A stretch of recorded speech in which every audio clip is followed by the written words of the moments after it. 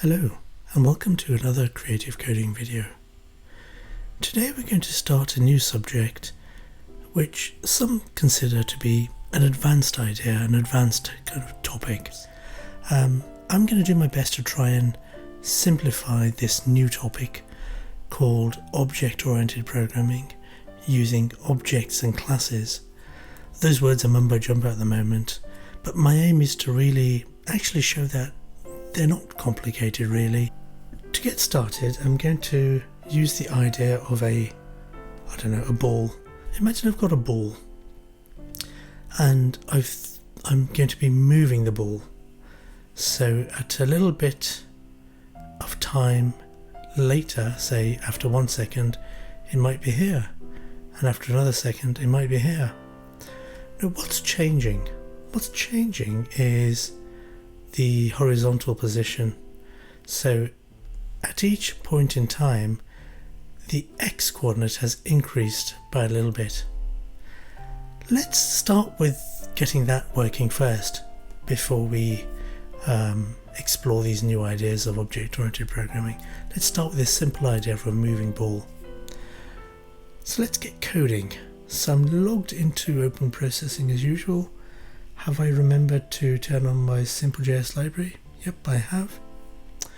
I've got my simple set up and I'm going to draw a ball with, say, circle, x for how far along it is. Let's say 300 down for now, size 50. Now what is x? We could use a loop counter,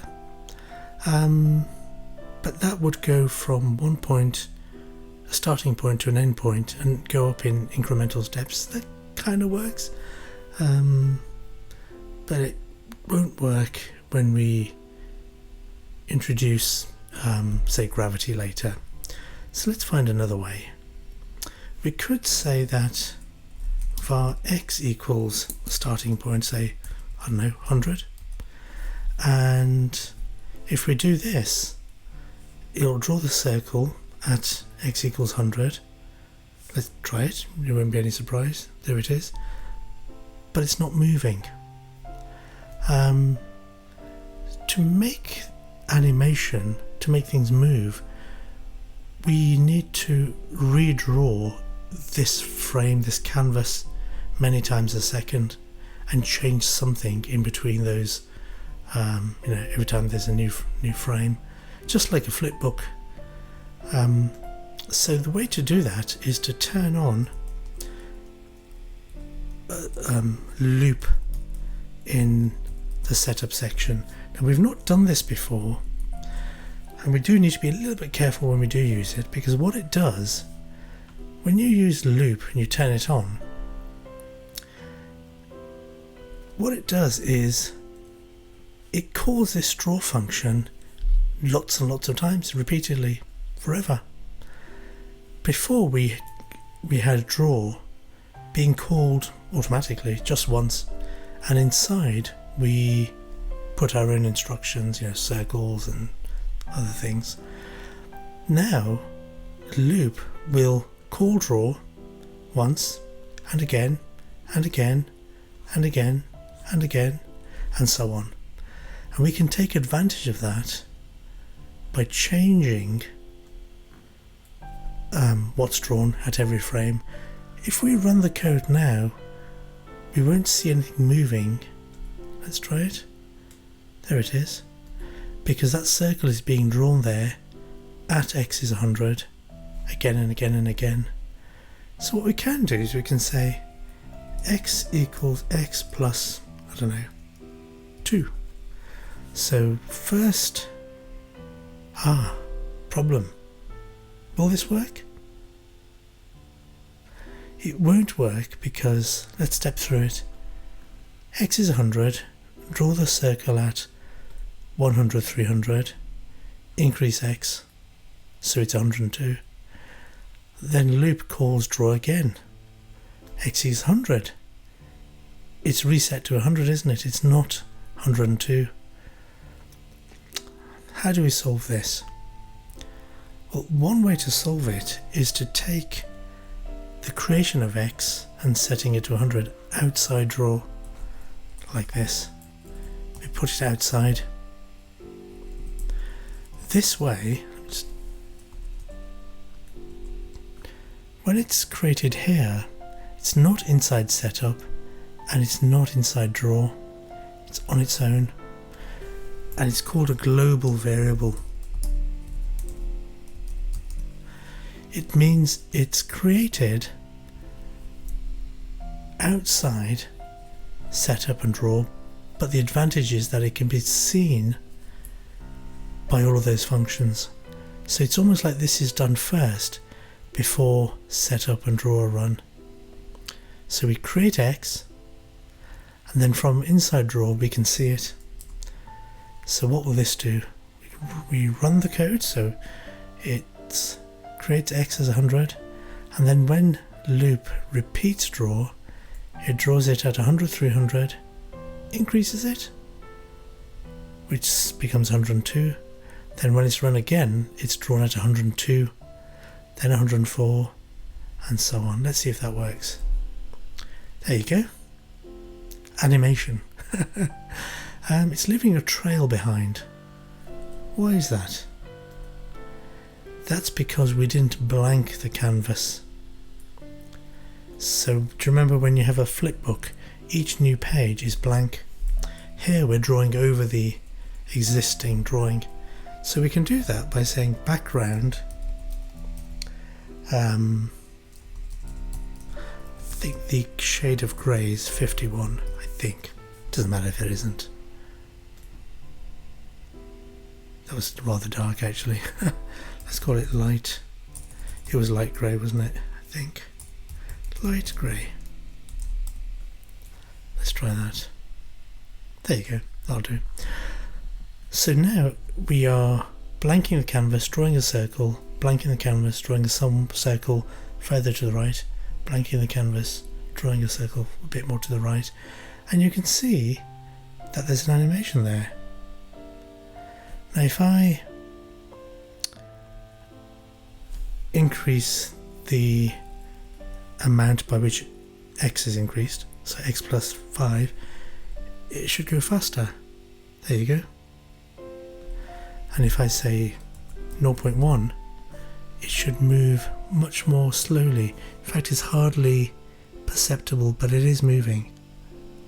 You can see it moving past my pointer. So that's almost like the speed. So what we can do is we can say, let's create a variable at, we can create a position. So we can say variable x is 100, y is 300, and we can move it in both directions. We can say y equals y plus 3. Let's see what that does. Well, let's think through what that does. Starts at 100, 300, and at each frame it's shifted along to the right by 2 and shifted down by 3. So it should move diagonally down, which it does. So you can see that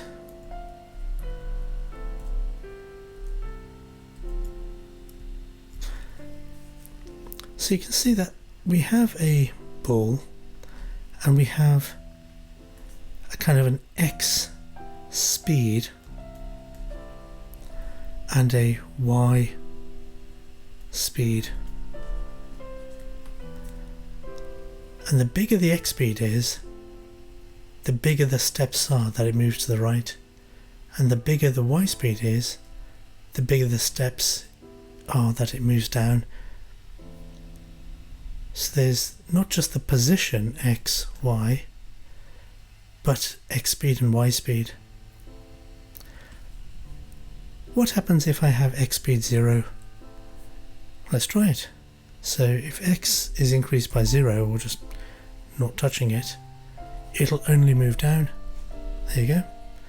And if I go back to what we had here and have -3 for the y speed, the y kind of change, it'll go upwards like that. Great.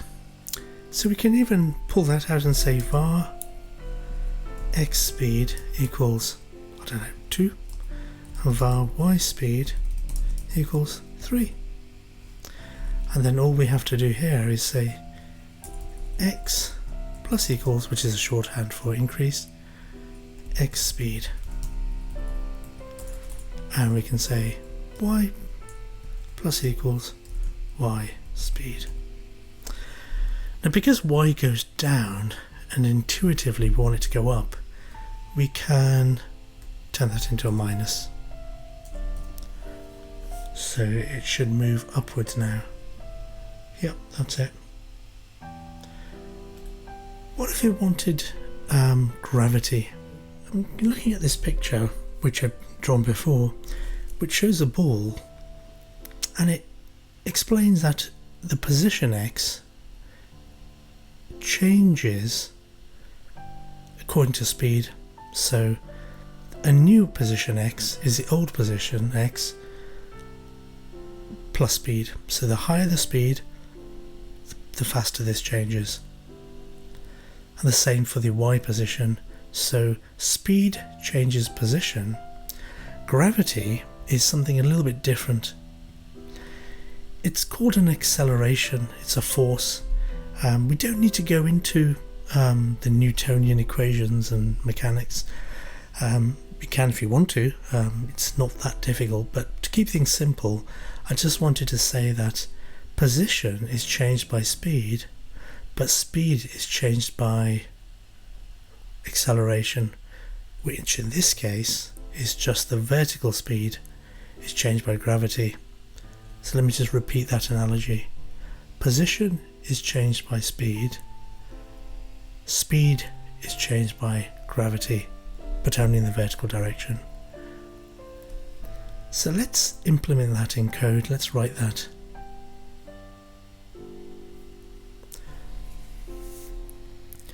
Let's create a gravity variable. So var gravity is, let's say, 1. And we change y speed. Now which way do we want it? We want gravity to pull it down. So we say gravity minus equals gravity. So when gravity is 1, this y speed is reduced. See what effect that has. Oop, that fell down quite fast. Let's make this smaller. 0.1. There you go. So the ball goes up and then down. If I make that even smaller, just to reduce gravity, it was too strong before. So the ball goes up, starts slowing down and then falling down. So that's a fairly realistic simulation of gravity. Let's run that again. It's quite nice. Fantastic. If I increase the speed 3, 4, it means it'll shoot off faster. So it's shooting off faster and then being pulled down by gravity. Fantastic. Okay, so what we've done so far is we've introduced this idea of animation, which wasn't too difficult. We've animated a ball, simulated how it might move under gravity. So it's been thrown starts off in a position xy. It's been thrown with an initial speed 3 across and 4 up. So it's flying up, we've thrown it up into the air. We adjust its position according to speed. So we're calculating its next position, next position, next position. And we're drawing it every time to give it an animation effect.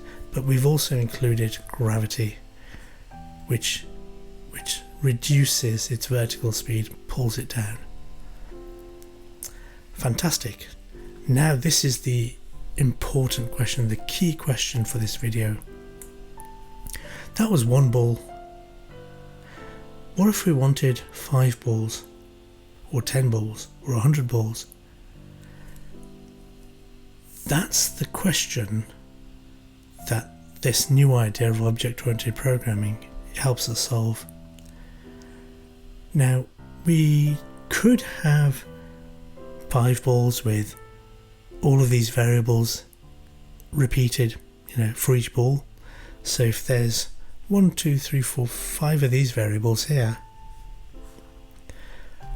and 5 balls, that's 25 different variables, 25 different positions and speeds and gravities. Well, gravity might be the same, so might have 4 times 5, so 20 different variables.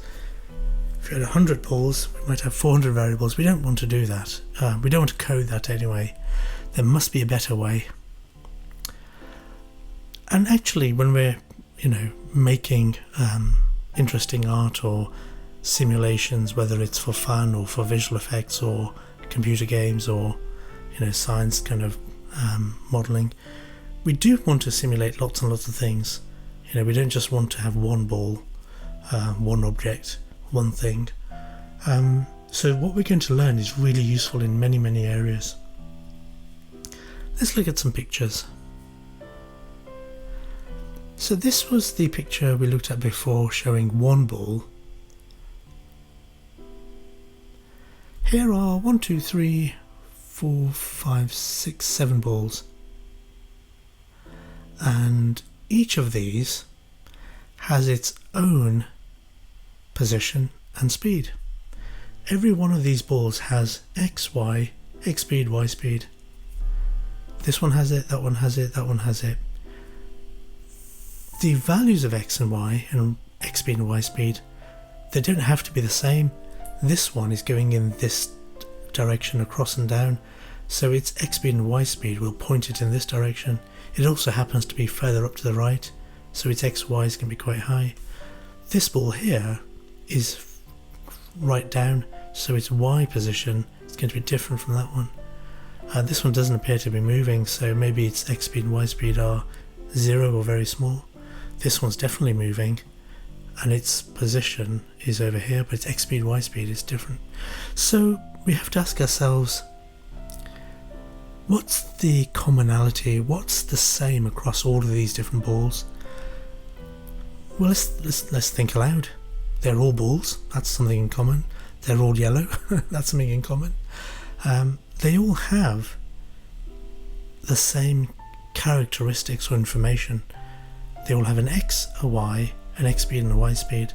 The values might be different, but they still have those variables, as it were. So we can think of a blueprint that we use to create lots of balls. So this is a blueprint. It's a circle. It has X and Y, X speed, Y speed. And from that blueprint we can stamp or print or kind of create lots and lots of balls from this blueprint. Every time we create a new one, it will have an X and a Y, an X speed and Y speed. Whether those values are different or change differently, that's up to us. So this blueprint, what would it look like in code? Well, let's imagine what it would ideally look like. We want to describe this thing, and it doesn't have to be a ball. It could be a game character, it could be a planet, it could be something entirely different. We can generically call it an object, I guess. This object, this thing, has within it some data. That information it has are X, Y, X speed, Y speed. That's part of the blueprint. The blueprint says that this thing has these 4 bits of information. Those are variables, and we're familiar with those. We can also have not just variables, but functions. We call them methods here. So we could say we have a move function and a show function. We could have other ones as well. It's up to us. So what I'm introducing here is this new world of objects and classes and what they can contain. So if we think about this ball, this blueprint for a ball, the blueprint can contain information and some functions which do things, which carry out code. The words data and methods are what the industry uses for these things. So the blueprint is a class. Let's go back to this picture. This is the class, which is the description, and the objects are the things that are created from that blueprint. So objects are created from classes. That's just the terminology, the lingo. And when we write the code, when we turn this picture into a definition, we have very similar looking code to a function. We have a name. This one's called firework. Could have been a ball. It says class here instead of function, so it's not a function, it's a class. You can see this data bit here, and you can see a little bit here where we are defining the methods for that blueprint, and the whole thing is a class, a blueprint. I have to say the terminology isn't particularly great, but it's what people use. So let me just repeat that to be super clear. The blueprint is what people call class. The information inside people call data. Functions which do things inside that blueprint people call methods. Let's go back to some coding. Let's see if we can rewrite our code in the form of this kind of object and class way of working. So let's create a blueprint for this ball. So let's get rid of that. I'm going to clean up the code a little bit. So instead of function, which is what we have developed a habit of doing, we're going to say class. And let's call it ball. So that's very similar to how we would define a function. We have a name that we call it. In fact, we don't have these brackets here. We just have the name, and we will have a little bit where we have the information, and we will have a section for the methods. So let's define the information bit first. Well, the information to tell our computer that this information belongs to this blueprint only, instead of saying var x equals, I don't know, 100, it's actually a new instruction called this. So we say this dot x is 100 and this dot y equals 300. So what that does, it says this belonging to this class ball. So it's saying x is a bit of information that belongs to ball. Saying y is a bit of information that belongs to ball. It's not a general variable. It belongs only inside the blueprint. So let's look at that picture again. You can see x, y belong to this blueprint. That's why we say this dot x, because they are belonging to this blueprint. But actually that code isn't quite correct. We need to define a function, a method, which is a special one called a constructor.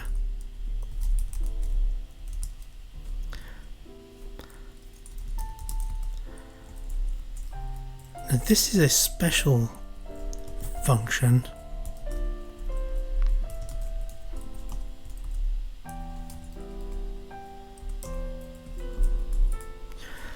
this is a special function which is called the first time we make a real ball out of this blueprint. So the first time we use the blueprint to create a ball, automatically any method called constructor is called. That's why it's called a constructor. So every time we say, give me a new ball made from this blueprint, this function, this method, is automatically run. And that's a great way, a great opportunity to set things up. So when we create a ball, our computer will say, aha, there's a constructor. I'm going to run this code, which will create X and Y that belong to that ball and give them values of 100 and 300. That'll become clear when we actually get the ball moving. Let's write a method to move and show the ball. So let's show the ball. So we have a function called show. So this is a behavior of this object. It's part of the blueprint, and it's a behavior we've given to this ball. And one of this behavior is called show. And we can say, whenever we invoke show, we want it to do this instruction, which happens to be a circle.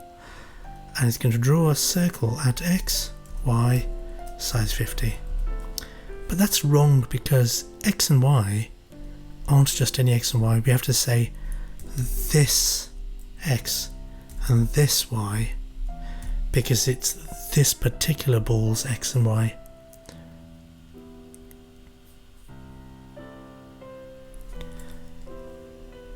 This is a very simple class so far, but I think there's enough there for us to try to use.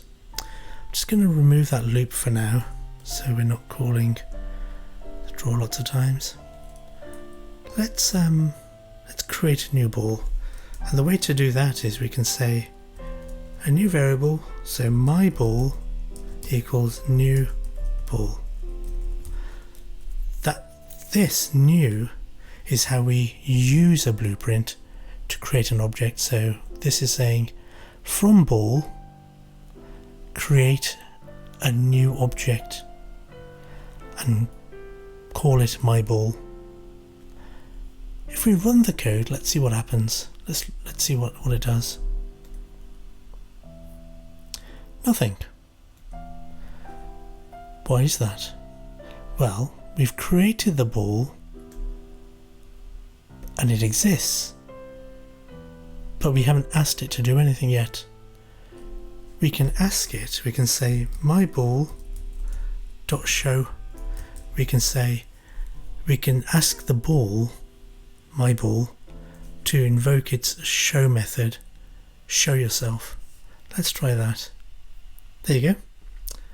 So we now have a ball object created from the blueprint, and we've invoked its show method. Can you see how this is coming together? There's a little bit more code, but the concepts are important. The concept of having a blueprint which can create lots of objects which share that common design.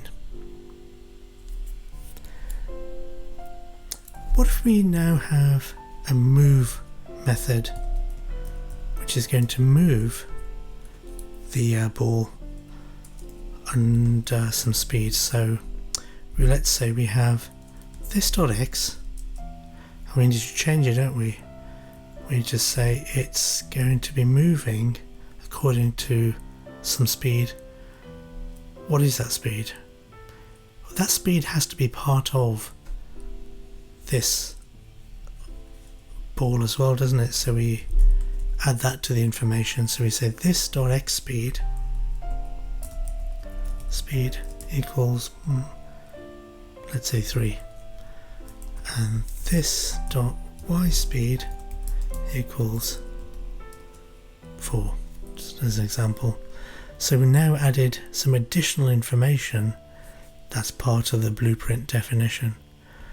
So in the move method we're saying this .x is increased by this.x speed. Very similar code to what we had before. You can see that, can't you? This.y plus equals. I'm going to make that minus so it goes upwards.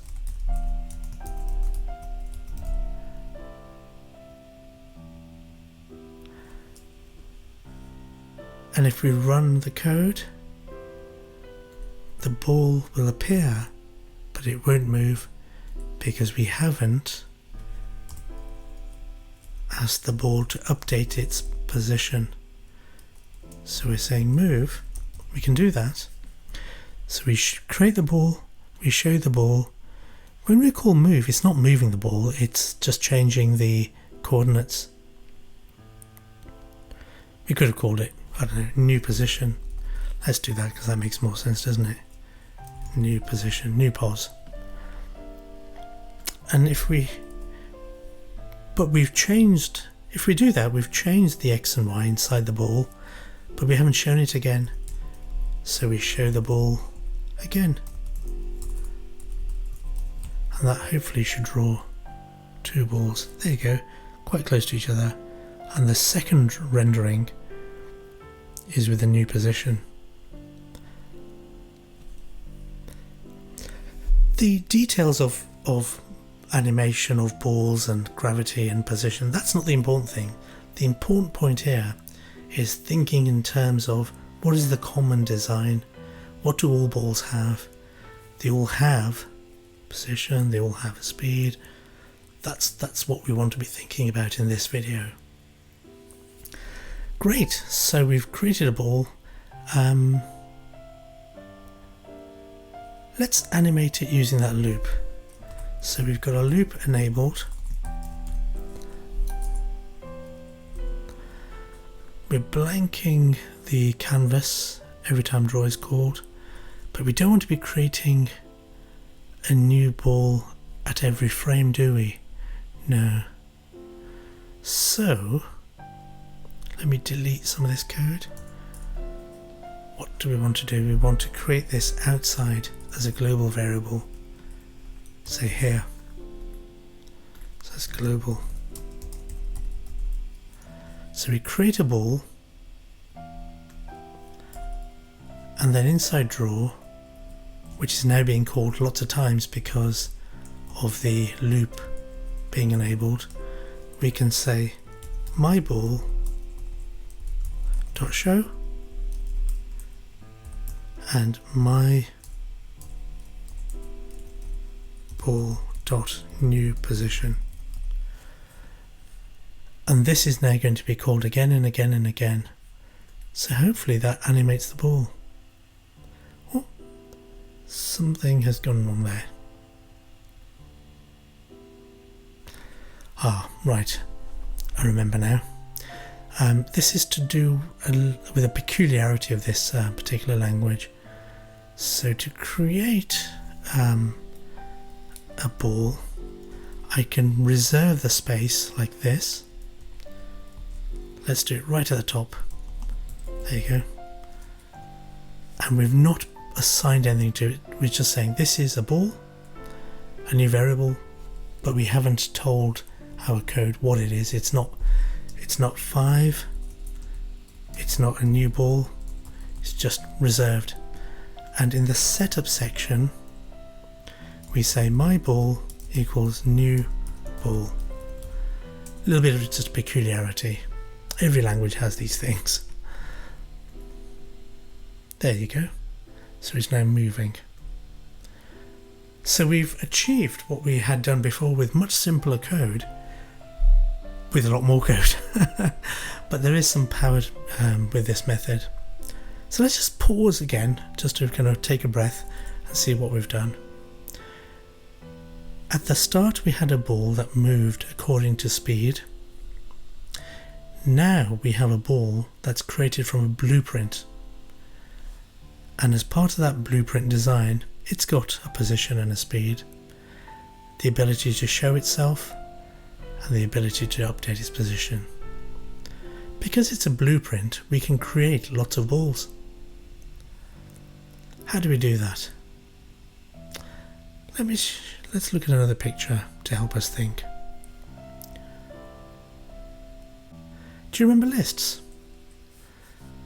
A list is just a sequence of boxes in which we can put numbers or words or any other information. We can put objects inside a list. So from this blueprint, this class, we can create objects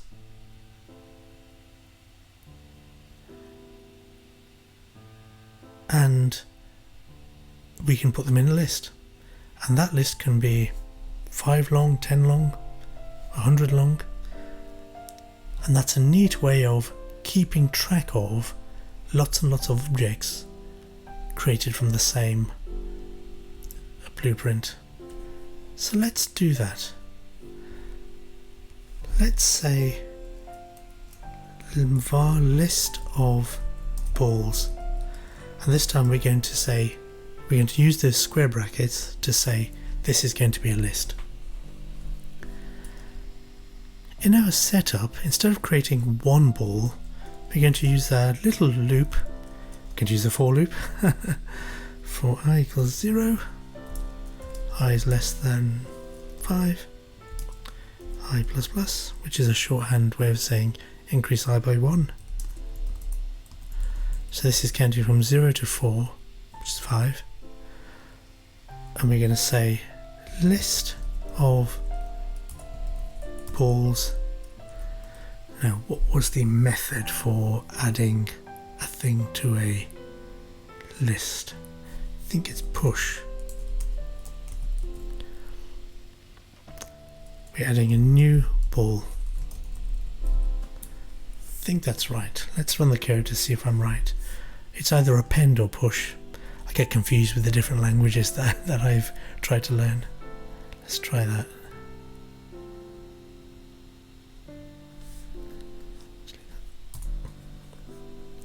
If that doesn't give an error, that should be fine. Yep, that looks like it's worked. So what we've done is we've started by having a variable called list of balls, which is a list, an empty list to start with.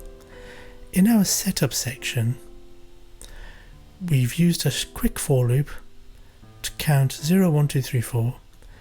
We're not using the loop counter, but at each of those repetitions we are creating a new ball and pushing it, adding it to the list.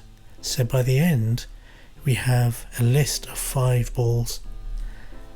Each of those balls will be exactly the same. They'll be created from this blueprint. Let's try and now draw and animate them. So draw is going to be called lots and lots of times now because of loop. So at every frame we clear the background, clear the canvas, and then we say for, this is new version of for now, which is quite useful, for ball of list of balls. What that does, it goes through the list, and for every item in the list it runs this code giving the name ball to it. So it's a way of iterating over that list. So for the first time round it will be the first ball, the second time round it will be the second one, and we can say ball.show and ball.new position. This is quite a handy little way of going over a list. It just didn't exist in earlier versions of JavaScript.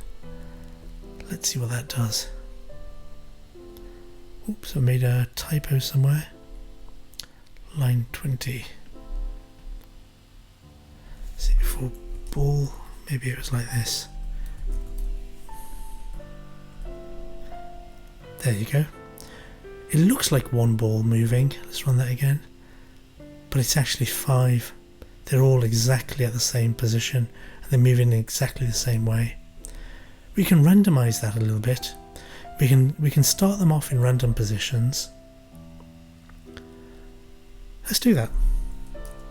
We can say random number for the x position, so between 100 and 200. So this is clever. This is one of the things that's quite powerful about this idea of blueprints. The blueprint says to create a new ball, it has a y of 300, x speed 3, y speed 4, but the x is a random number between 100 and 200, and this is run every time a new ball is created. So every time a new ball is created, it will have a different x. That's quite clever. Let's see the effect. There you go. Let's run that again. They all started at a different x. But actually, I'm going to do something different. I'm going to say, I'm going to give them different speeds. From, I don't know, -5, -3 to 3, -3 to 3. And the same here, random number from 0 to 5. I should give it 1 to 5. Is that what I want to do? Yeah, let's give it a go. So this time all the balls are going to start at the same place, 100, 300, but they will all have a different starting speed, x speed and y speed. So they should hopefully move slightly differently. Let's see what the effect is.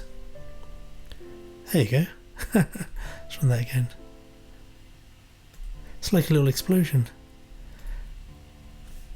Now if I change the size of the circle to say 10, I only change it once in the definition, in the blueprint, in this class definition, and then all the balls that are created from it will have small sizes like that.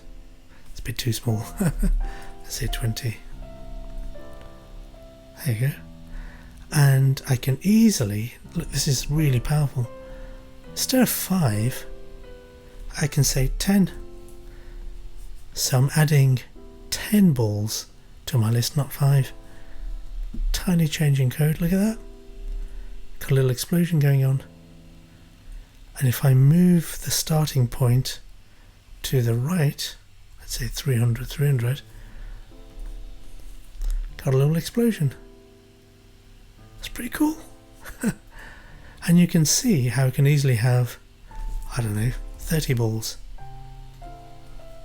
Boom. I didn't add gravity. Let's add gravity. So this dot gravity is 0.05, let's say, and the new position, when we do that, we actually update the speed. So this dot y speed minus equals this dot gravity. Let's see if we can make these balls move under gravity. Yep, they are moving down. Did you notice that they look like they're in a bit of a regular grid there? The reason is that random number for the speed picks whole numbers. And that was intentional. Random number is part of the simple library, and whole numbers is how we initially start to think about numbers and random numbers. So this will pick either -3, -2, -1, 0, 1 or 2 and 3, but not fractions. So what we can do is say random, and I'm sure there's a syntax for this, but if I just do random, it's from 0 to 1, and I can say times 5, and that will be a fraction of floating point number between 0 and 5, and this one will be the same. Oops. So this could be 2.3 or 4.9 or 0.01, and if I subtract from that minus 2.5, it'll normalize it, it'll be average 0. In fact, I only want to do that with the X position. I don't want them moving down to start with. Let's see what that effect that has. So make it more random. Yeah, that's much more random, isn't it? Lovely. Run that again. Now obviously the more balls you have, the slower your code runs. So if I had 5,000 balls, it would have to do quite a lot of work to kind of crunch through all of them and show them and then update them. But this is the basic idea, so fantastic. What we've done is really powerful. This is the summary. We have written a bit of code which is a blueprint. There it is. A blueprint for a ball, which inside it has information, data, and some methods, some behaviors for this object, for this thing called a ball. That's extra code, writing this definition in this way. But the benefit is that once we've written that definition, we can use it as many times as we want to create many, many balls. I've just created 30 here. And we can easily then animate and move 30 balls without writing code that's 30 times longer. Isn't that fantastic? Now, I could have spent some time now, changing the colours and so on and making it look nice. But actually, I won't do that because that will take extra time. The main point was this idea of blueprints and creating things from blueprints and the terminology that goes with it. Class, object, data, method. So just to finish, I'm going to see if I can push the limit a little bit and create 50 balls, and I'm going to draw them a little bit smaller. No, yeah, let's draw them at size 10. Let's see what happens there. Yeah, lots of them. Do you know what? I'm going to be naughty. Let's see if I can do 100 balls. I wonder if my computer can cope. Kind of can, yeah, that's all right. Lovely. Okay, well, I hope that's been an interesting video introducing a really important and powerful idea. It comes under this umbrella of object-oriented programming. There's lots of lingo and confusion around it, but what we've done today is the core of object-oriented programming. It's about defining things and then creating instances of those. There is more to it than that, but this is the main idea, and it's actually useful enough for us in almost any way that we want to do creative coding with. So anyway, you have fun with that. Make sure you kind of experiment and play with that and try your own ideas, and we'll see you next time. Bye.